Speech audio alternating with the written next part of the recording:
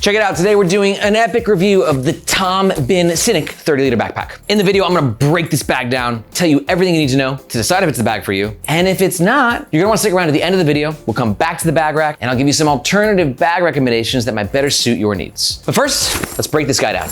Okay, let's talk about the gist of the Tom Bihn Synik 30. Launched in 1972, Tom Bihn is a US-based company that has become absolutely iconic in the travel and carry communities. And polarizing. The reason they're iconic is because they take a function over form philosophy for all their bags. And I'll explain what that means as we're really digging into this in the next sections. And they're polarizing, well, for the exact same reason. The fact that their form, their aesthetic, kind of looks the way it does. You're either gonna love it or hate it. But speaking of the functions, let's talk about some of the bag's top features. We've got 5 front pockets, and each has its own independent volume, and one of which is an internal water bottle pocket, clamshell, style opening, compression straps, a zippered access laptop compartment, an included waist belt and sternum strap, and Tom Bihn's signature O-ring design, where you can find these in basically every pocket of the bag so you can clip things to other things wherever you want. The Synik 30 currently comes in a bunch of color and fabric options. This version is the black nylon with the northwest sky interior lining. As the name suggests, it's a 30-liter bag, which in my opinion is the perfect size for a weekend trip. Let's talk dimensions. We got a height of around 17 inches, a width of around 15 inches, and a fully packed out depth at the base of around 6.5 inches. The weight of the bag will vary depending on the material version that you get, but for this fabric, we're looking at 2.8 pounds. Gotta double check these things though. And on the second scale, we got 3 pounds on the dot. Close enough. Tom Bihn is known for having a great warranty, which means you'll be covered against manufacturing defects, and they even offer repairs for normal wear and tear, but they will charge for it. And for all that, the Synik runs around 340 USD, but it should be noted it is made in America, hence the higher price tag. And if at any point in this review you're thinking to yourself, that is the most functional travel bag I've ever seen in my life and I want one now, and you're gonna make a purchase, we do ask that you do so using the first link in the description below. Reason being, that link makes sure that you get the best price, and we oftentimes have discount codes. But that link also helps to support the Nomads Nation YouTube channel and team, so we can keep making the best bag reviews on the web. Thank you very much. All right, let's talk about the front of the Tom Bihn Synik 30. Starting with the aesthetic, which is easily the most controversial aspect of Tom Bihn bags, because no one's like, Tom Bihn bags don't work. That's not a sentence people say. But Tom Bihn bags look like something I can find at Walmart for $12 is something that people say. But also, I hear the opposite. Some people like that old school, kind of hipster, function over form vibe. Take a look at this clip where I talked to Roland from Rush Faster about how much he loves Tom Bihn. I saw them and I thought, oh, that looks like a sick bag. It looks like a backpack. It looks like soft and drapey. The genius of Tom Bihn is really in that external organization. And then you have tab, these looks like a 1980s leather jacket with all the zips. So aesthetic, beauty is in the eye of the beholder. And you are the beholder, and I would love to hear your perspective. Do you like Tom Bihn's aesthetic? Not your cup of tea? Let me know in the comments below. Now, as I mentioned, the bag comes in a bunch of different fabric options. This one is the 630D high tenacity ballistic nylon. Ballistic nylon is a classic fabric for backpacks due to its durability, sleekness, decent weather resistance, and just how easy it is to clean. You can just get a wet wipe and just clean like that. Tom Bihn logo, a little on the louder side, but at least it's black on black to make it a bit more subtle. But now let's talk about pockets, because this bag's got a lot of them. 5 on the front. We got 2 at the top, 2 on either side, and 1 at the bottom. And I'm not gonna lie, like the organizational side of me is like, this is kind of cool. I have like a spot for everything. And Tom Bihn is very well known for all these pockets having their own independent volume. So let's kind of put it to the test. So I got a bunch of hypothetical travel gear here. I don't know what's gonna fit where. We're just gonna kind of test it out and go with the flow. Out of all the zippers, this bottom one seems to have the most capacity. So I'm curious if it can fit a regular hoodie. Oh, and it can. And then you can see right away what Tom Bihn's talking about with that volume. That pocket was flat as a pancake, but it really expands when you need it to. This pocket here is advertised as a water bottle pocket. See, I got a 22-ounce Earthwell, just barely makes the fit. Below that, we have a smaller pocket, stops about right here. Good spot for a notebook, pen. I'm gonna throw my AirPods in there as well. And for the side pockets, right here we have a key leash. Pop my keys on. And what I love about this pocket and the keys is actually a little key sleeve. You go ahead and put them right there, nice and tidy. And then yet again, you see this volume, right? A little tech pouch here from Evergoods. I can slip that right in. Oh goodness, Tom Bihn, are you converting me? This is so functional, holy crap. Other side pocket, and ooh, I forgot to mention, Tom Bihn gave us these zipper pullers. I assume they come with every bag. So if you don't like the regular YKK steel and you want a little bit more leverage, You can go ahead and pop these on. Bada bing, bada boom. This pocket, I'm gonna go ahead and throw reading glasses. You got a couple smaller pockets as well. I can throw my Panadol, Tylenol in there. I got a compressible tote in case I go shopping. Tissues, holy moly. And you can see as we're packing it out now, right? Now this whole front has volume because it's loaded up. Wow. All right, we're gonna put a notebook in here as well. Yep, this thing does not suck from a functional perspective. And then one more thing to note is, like I mentioned in the beginning, every single one of these pockets has this little D-ring hanging down right there. And this is just all y'all who like to clip things onto things. And in like the many baggers community on Reddit and stuff, like people just, they rave about this because it just always gives you the option to kind of secure something onto something else. And you'd be surprised how often you can actually do that, especially in your travels. And speaking of clipping things externally, last point on the front, we have an external lash point right here, which if you want, you can pop a carabiner on there, maybe carry something from the outside of your bag. But that's about it. Let's talk about the middle of a Tom Bihn Synik 30 backpack. Top handle, it's a little small. There's not a lot of room to get your hand. That's fine, it is a smaller bag. It's only 30 liters. I'd be a little bit more irked if it was like a 40, 45 liter. You got clean panels on either side. It made it impossible to put a water bottle holder here, but they didn't,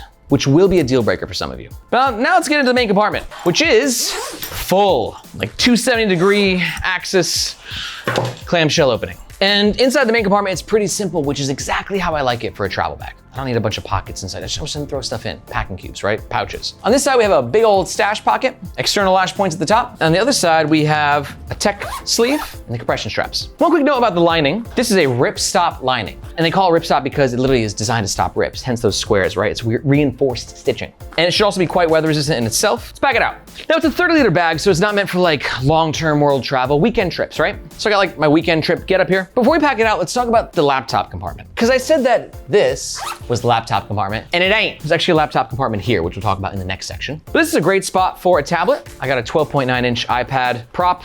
Slide that on in, zip it up. This material, it's got a softness to it, probably some anti-scratch properties, a little bit of padding. Pretty safe spot for your tablet. All right, I got a regular size Peak Design packing cube, travel kit from Aer. I'm gonna throw a sling on top for my day trips. Reading book. Actually, you know what? The reading book, throw on this side, along with my over-the-head headphones. Compression straps are not my favorite thing, mostly just because I'm lazy, but they do help keep things in the bag very tidy and can offer a slight amount of compression, which makes packing and getting it into airline specific requirements a little bit easier, right? Close it on up. Here you can see the Tom Bihn magic that I hear everyone talking about, as to where these 5 front pockets are decked the F out, like loaded up with thick stuff too, tech pouches, water bottles, hoodie. And it didn't compromise really the ability to close that main compartment at all. I got packing cubes in there, I got tech pouches in there, I got my overhead headphones, and I think that I could have probably fit a little bit more. So I get that it's expensive and the made in the USA thing is only adding to the expensiveness, but God, for functionality, this is pretty freaking cool. And real fast, if you're watching this, you're thinking to yourself, my God, Tom's the man. Aaron's pretty cool too. Backpacks are tight. And you fancy yourself as a bit of a bag nerd. Then I've got some news for you. Here at Nomads Nation, we don't just do reviews on our YouTube channel, but we also have an epic newsletter that takes you deeper inside of the world of bags and what we call the carry community. And in this newsletter, I'm like your inside reporter for what's happening in this world.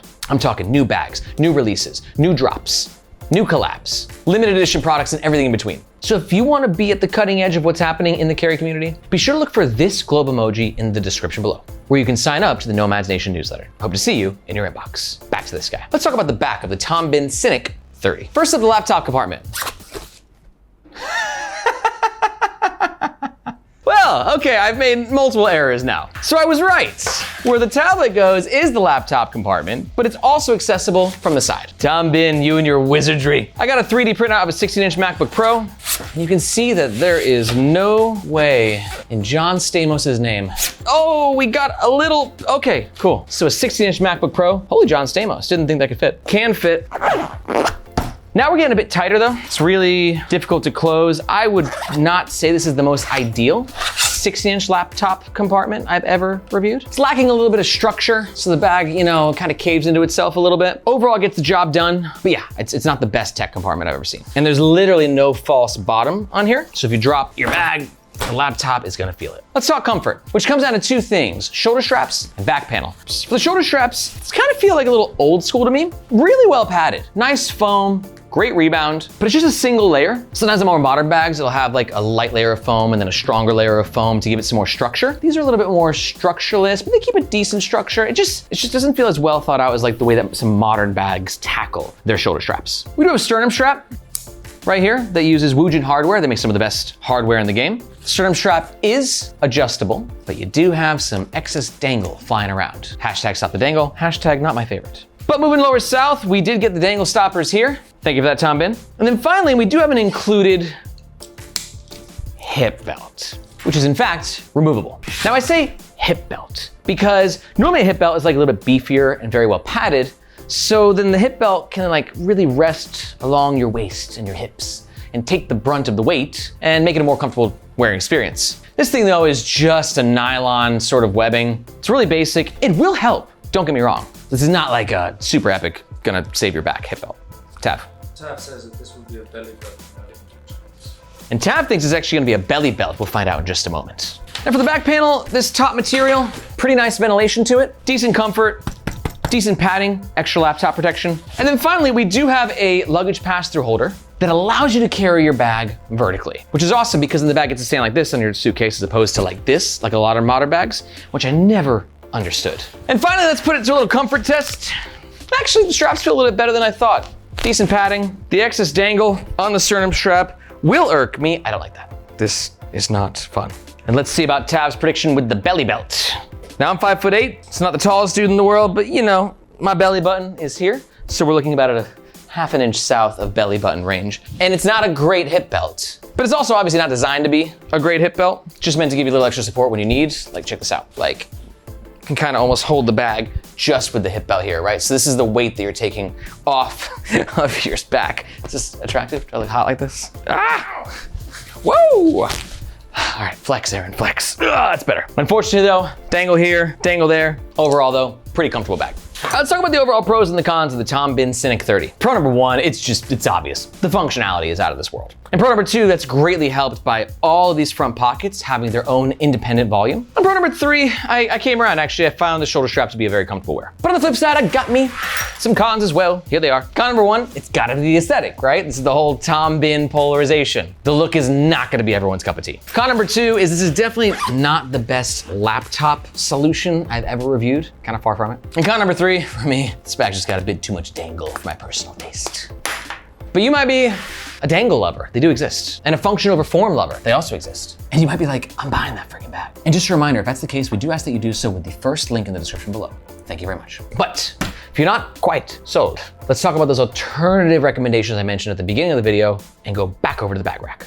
Follow me. All right, so you're still not sure about the Tom Bihn Synik 30? Let's talk about alternatives. I got two options. The Able Carry Max and the Aer Travel Pack 3. Aer Travel Pack 3 is a great option for you if you want a more modern aesthetic, but without losing like a lot of pockets and organization. This is one of the most iconic travel bags in the market. I've used it personally, it just rocks. And another one I've used personally is the Able Carry Max, which is a great option for you if you were kind of like, you know, I don't know if I need all those pockets. I want something more minimalist. That's what the Able Carry Max does so well. I love both these bags. And to find out why, just watch these videos right here. If you got any questions about any bags, drop them in the comments below. Thank you so much for watching. My name's Aaron, this is Nomads Nation, and we'll catch you next time.